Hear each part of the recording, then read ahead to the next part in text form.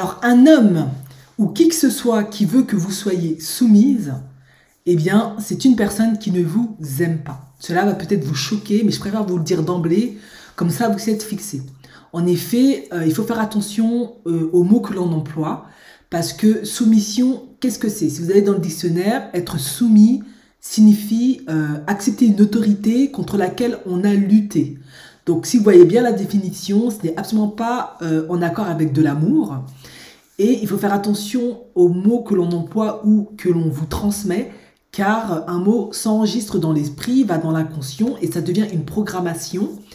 Et en fait, la personne vous prépare tout simplement à être une parfaite esclave, sans aucune forme de procès. Donc il faut vraiment faire attention à cela. En effet, l'amour, qu'est-ce que c'est dans la définition? C'est de la sympathie, de l'affection, voilà, échanger de la compassion, des ondes positives, ce qui n'est pas le cas de la soumission. Maintenant, il faut bien comprendre que autrefois, en tout cas en ce qui concerne dans un premier temps la culture africaine, c'était pareil dans d'autres cultures comme en Occident. Il n'y avait pas des mariages d'amour, c'était des mariages de raison, de convenance.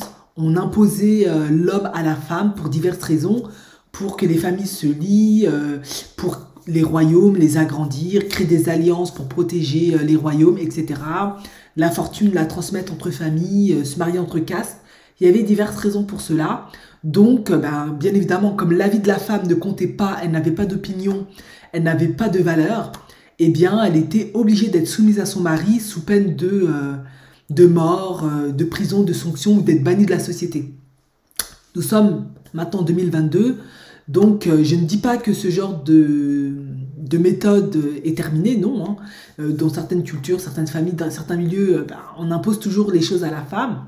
Néanmoins, si vous êtes dans une situation où vous avez le choix de choisir votre mari, il faut faire attention à ne pas être avec un homme ou une femme, hein, c'est pareil aussi, qui veut que vous soyez soumis. Si elle emploie le mot soumis, il faut que vous vous assurez qu'elle a bien compris la définition du mot et ce que ça implique. Mais très souvent, ils le savent. Hein. Et il faut savoir que souvent, ce sont des hommes ou des femmes, en l'occurrence, parce que ça va ensemble, qui ont une mauvaise estime d'eux-mêmes, qui ne s'aiment pas. Donc, parce qu'ils sont en insécurité, ils sont dans l'incapacité d'avoir un dialogue constructif, un échange avec l'autre. Ils préfèrent dominer, imposer leur point de vue et on accepte, on n'a rien à dire. Donc, il faut faire attention à ça. Toute personne, peu importe, hein, je sais qu'il y a plein de coachs qui prônent ça, il faut faire attention parce qu'elle vous donne un passeport direct pour l'esclavage.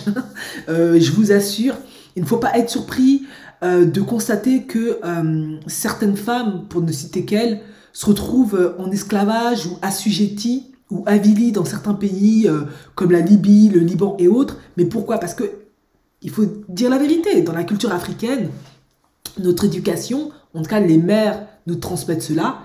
J'y suis aussi passée, faut pas croire, à être soumise. Mais soumission bête, sans réflexion, sans opinion, sans avis.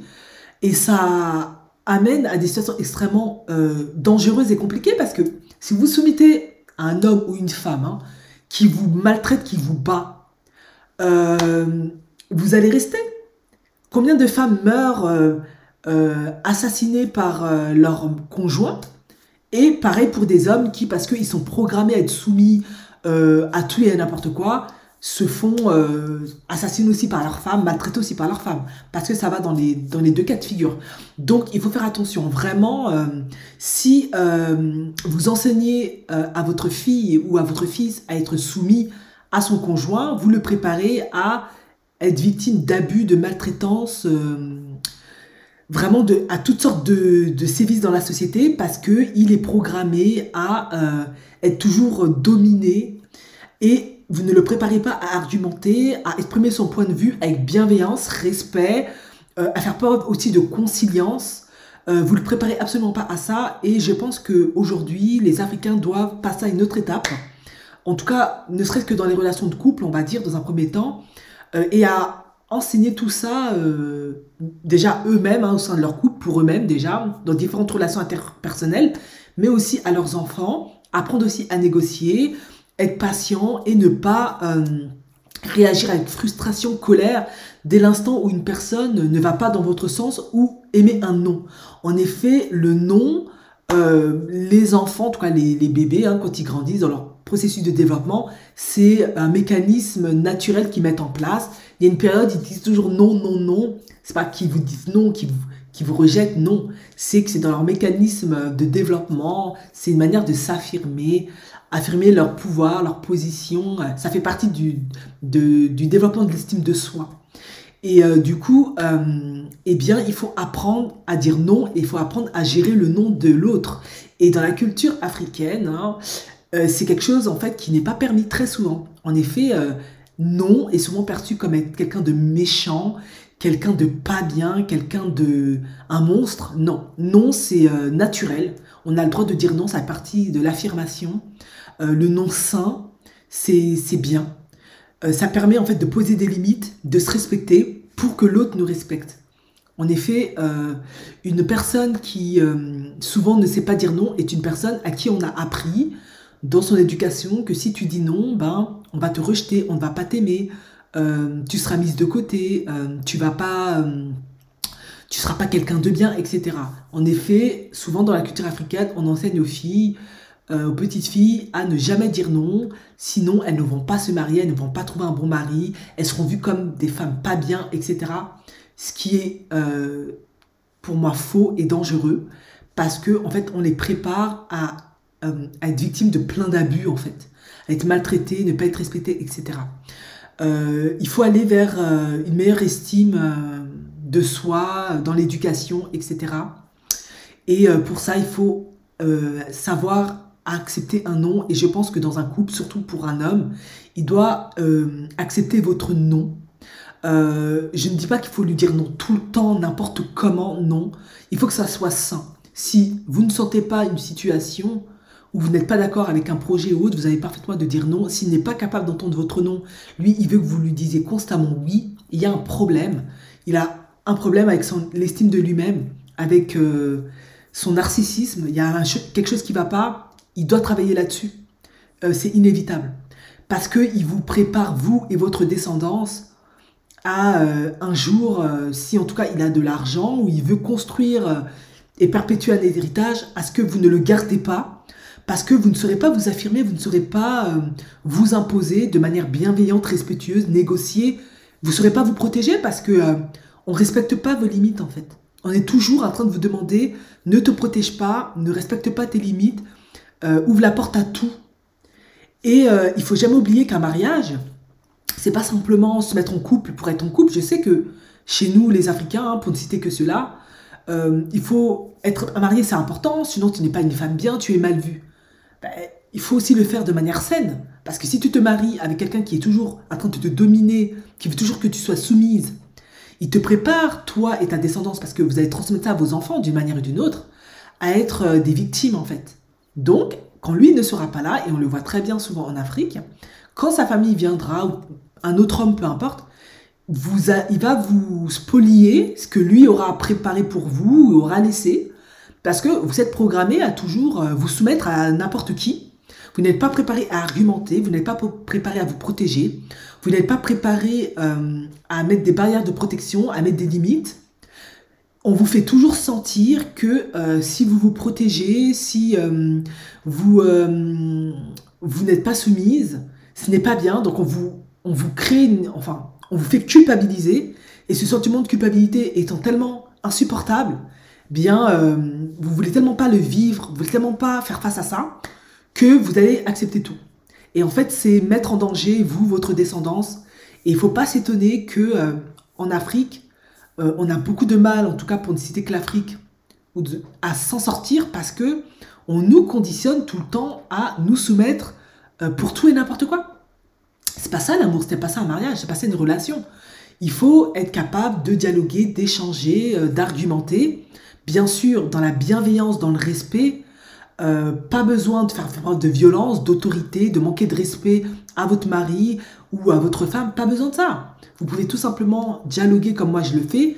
À un moment donné, parce qu'on s'aime, on est dans le respect, dans la bienveillance, eh bien soit vous cédez, vous faites preuve de flexibilité, vous trouvez un accord, lui comme vous, et voilà.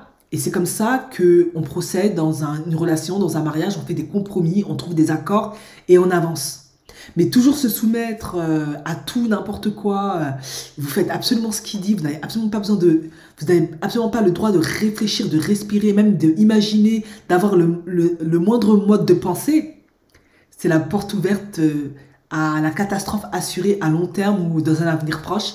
Ça, je vous assure. Vous avez vraiment éduqué une ribambelle d'esclaves, de futurs esclaves.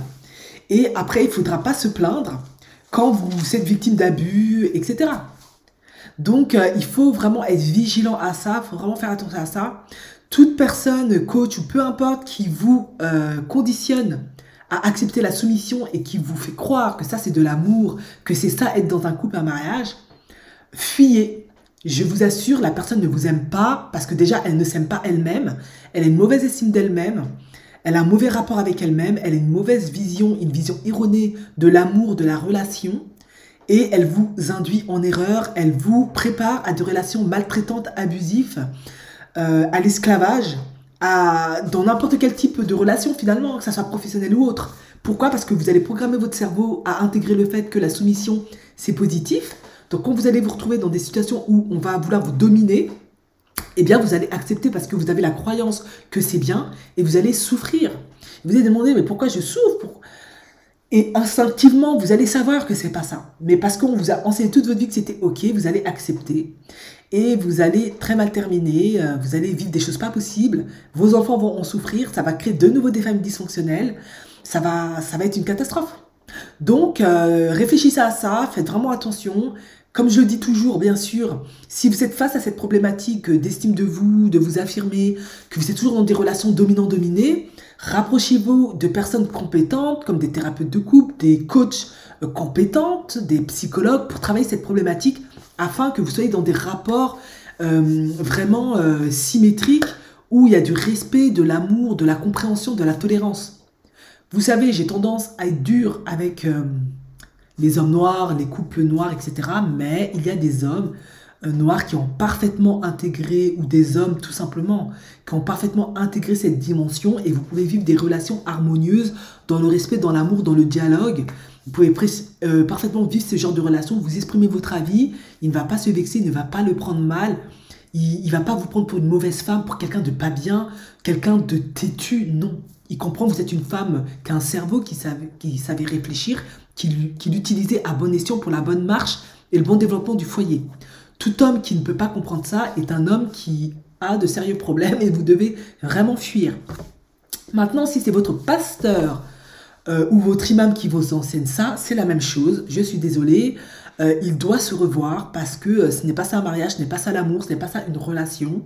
Quand il s'agit du pasteur, il vous prépare gentiment à lui léguer avec un grand sourire votre héritage et celui de votre enfant. En effet, s'il vous apprend à vous soumettre, soi-disant à votre mari, il vous apprend également à vous soumettre à lui. Lui, il a besoin de vivre, de fructifier son patrimoine qu'il va allègrement léguer à sa descendance, et il vous prépare à le lui donner. Et on a vu plein de situations comme ça d'ailleurs, hein. Je n'ai même pas besoin, c'est avéré, il vous prépare, il vous conditionne à faire ça en fait. Maintenant, ils peuvent vous transmettre ça par ignorance, parce qu'ils ne le savent pas eux-mêmes l'ont reçu par éducation. Mais moi, je vous dis aujourd'hui, non. Ce n'est pas comme ça que ça fonctionne. Il faut qu'il y ait du respect, de la bienveillance, un dialogue, de l'échange. Vous posez vos arguments, il pose ses arguments. À un moment donné, vous n'allez pas passer non plus 10 ans à contre-argumenter. À un moment donné, un de vous fait preuve de flexibilité, de conciliance. Il va céder pour cette fois, ou un petit peu plus dans la relation. Mais il faut que l'autre aussi sache aussi céder. Ça s'appelle une relation, c'est comme ça que ça fonctionne. On ne peut pas toujours avoir raison, on ne peut pas toujours vouloir que ça aille dans votre sens. Ça, c'est pas ça l'amour, c'est pas ça une relation. Et je pense que les Africains doivent vraiment comprendre cette définition-là. Sinon, vous serez toujours dans l'esclavage et vous n'allez jamais en sortir, tout simplement. Merci de m'avoir écouté et je vous dis à la prochaine vidéo. Ciao, ciao!